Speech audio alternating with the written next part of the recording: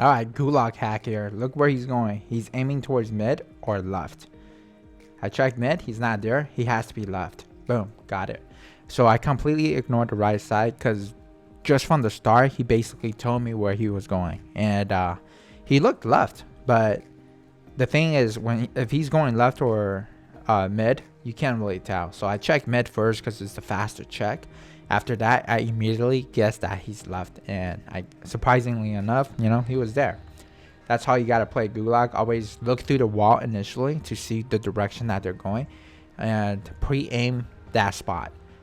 They're not always gonna do that. Some people, they do play risky. Sneaky. They'll actually look left and go right. They'll look right and go left. And some players, they absolutely don't even move their character. So, it's not always every single time that you can do that. But I'll say about 70 to 80% of the times, it works. People usually, go exactly where they're looking at. So try it out. It really does work. And in gulag, you should always pre-aim. Don't ever rush. Whoever is pre-aiming will usually win the game. And if you're playing it correctly, if you pre-aimed, you should always win the game. Never rush. If you rush, you're gonna be at a huge disadvantage if the other person is pre-aiming already. I noticed this guy was going outside. Got him real quick. Right there, I don't know if you noticed, but you guys can play it back if you wanted to. I actually ADS on ADS and ADS again. That's just me making sure that the enemy is always centered in my screen. And close ranges like that enemy stood still, so it was okay. But if he wanted to play tricky and if he was a better player, he can actually strafe left or jump left, or slide cancel towards left a little bit, and try to juke my aim. So to prevent that, I initially prevented that, if that makes sense. That's a little bit more advanced coaching session. Even in some of my coaching session, I don't even go over centering the target. That's more after you really have the fundamentals down in this game. But anyways, I just want to say thank you guys so much for all the support lately. I'm getting some really good feedbacks, and especially the people that I coach. It really does help them, and they're really liking it, and it's benefiting them, and it really makes me happy that, hey, I'm actually making people better. Right here, I have rotated early to the center, near the center, which is where our building is. Now the next circle that comes in, I'm debating if I want to go to those two buildings that's right at the center. Now I don't think I wanted to go to those two buildings because those two buildings are actually very hard to peek out. If you look at I don't know if you know those two buildings, but the way the window is positioned and the way that you can check outside is very limited. So it's actually very easy for the enemy to be like at an angle where you can't even see them. You can't even spot them. So let's say later on, when the circle is gonna force you to come out, you're at a huge disadvantage because you have to jump out, and the places that you can actually jump out or get out from the building is very predictable. So it's very easy for the enemy to know where you're at or where you're coming, but you don't know where the enemy is at because they could honestly be at a lot of dead zones that you can't spot. A lot of blind spots that you can't spot. So in this case, honestly, this is a circle that I'd rather just play the edge. Even though I told you that you really want to go to the last building, not in this case. Just because those two buildings is not that great.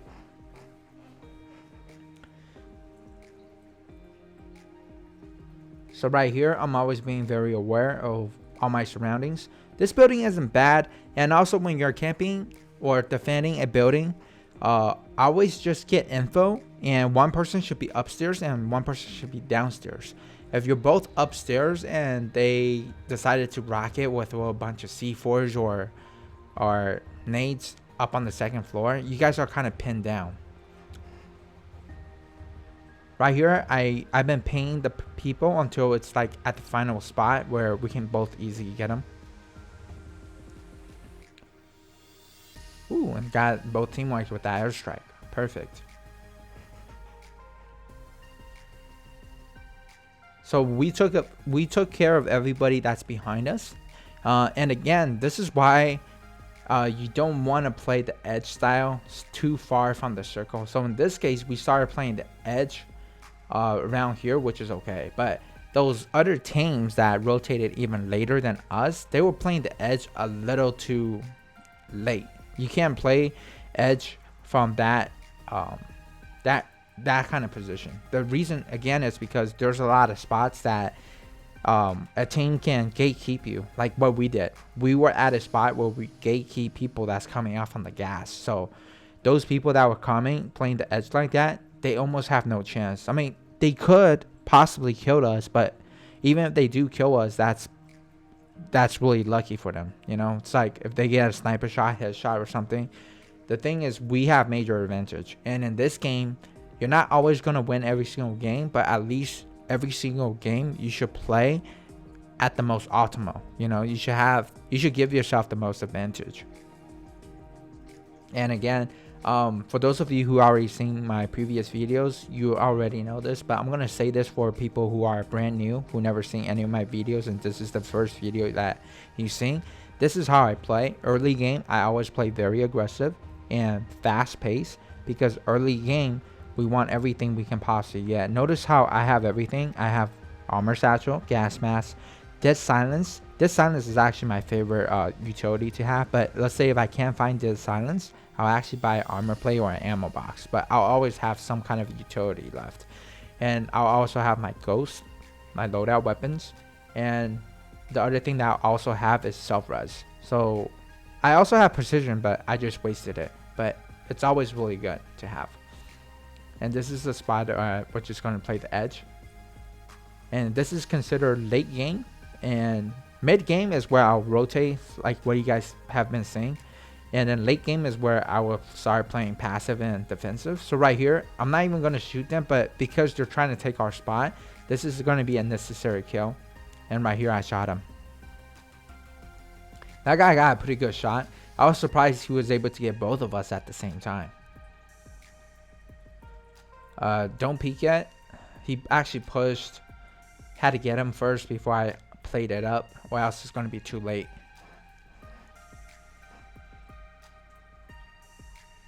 Got him. I was telling my buddy here to get out the smoke so I can try to res him, which he did.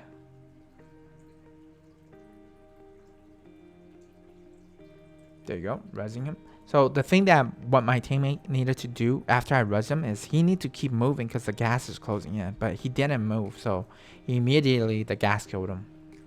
And this is where I'm gonna have to rotate fast. And again, I'm not even trying to shoot anybody because there's 3 teams left, so I'm gonna let them kill themselves. Then which they did. After they killed him, that's when I start blasting.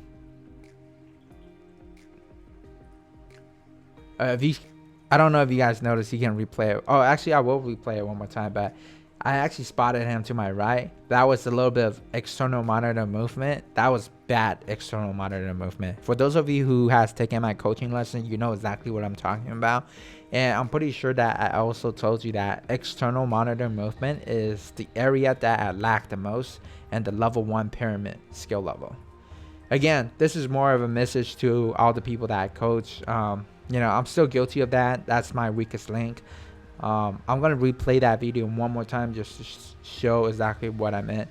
The guy was actually in the smoke to my right. He was in my screen, but my eye was too tunnel vision at a particular spot where I think the enemy was at. So that was actually my fault, just being lazy eye.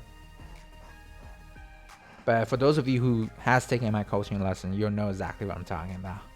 So again, he needed to keep moving because if you look at the timer in 1 second, less than 1 second, the gas was closing. And we were so close to the gas, he needed to just move immediately after res him.